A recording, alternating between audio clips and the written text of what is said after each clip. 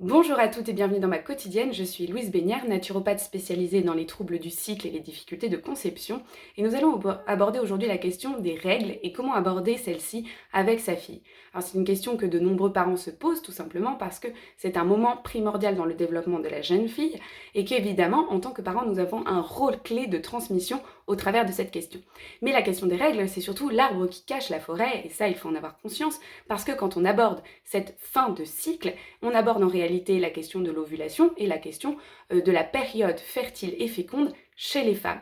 Donc au travers de cette question, on aborde la relation que l'on a à son corps, la relation que l'on a à notre manière d'être au monde et notre relation aux autres, notamment d'un point de vue de l'ordre de la sexualité.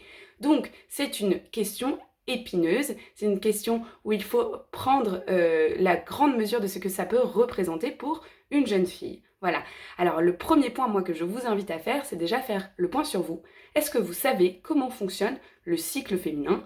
Est-ce que vous avez conscience de ce qui se passe physiologiquement dans le corps pour être en mesure de répondre le plus clairement aux questions de la jeune fille? Ensuite, il va y avoir comment vous êtes par rapport à ce cycle.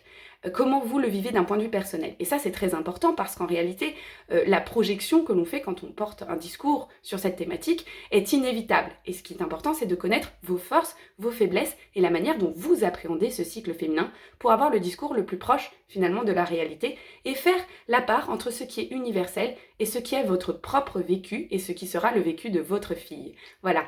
Donc l'universel, c'est finalement ce qui est commun à toutes les femmes, ce que nous traversons toutes, ce qui est notre manière d'être au monde. Et puis le particulier, c'est vraiment la force de chacune et la manière dont elle va vivre sa sexualité, son cycle comme un moteur, comme une source de joie et de réjouissance. Voilà.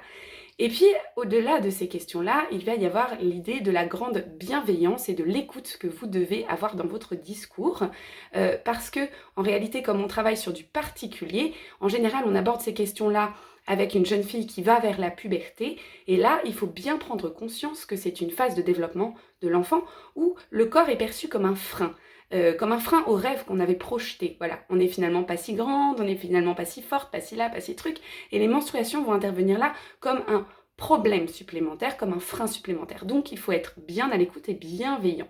Après, il y a la question de finalement aussi quand est-ce qu'on l'aborde avec sa jeune fille. Eh bien, en réalité, il n'y a pas vraiment de moment. Ce qu'il faut, c'est avoir un discours adapté. Ne pas faire des raccourcis, certes, mais avoir un discours adapté selon l'âge de la fille. S'agit-il d'une petite fille, d'une jeune fille, d'une femme déjà menstruée, voilà. Et ça va permettre en fait d'avoir un vocabulaire adapté à la personne et à ce qu'elle traverse. Donc, écoute et bienveillance et adapté à l'âge de l'enfant.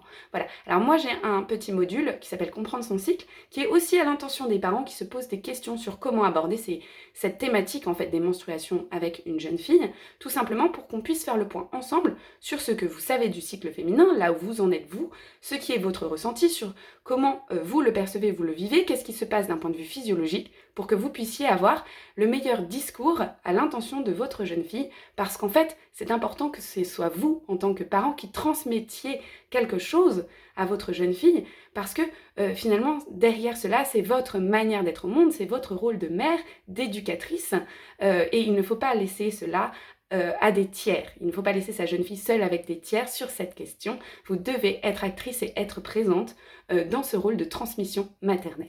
Voilà, là-dessus, je vous souhaite une bonne journée.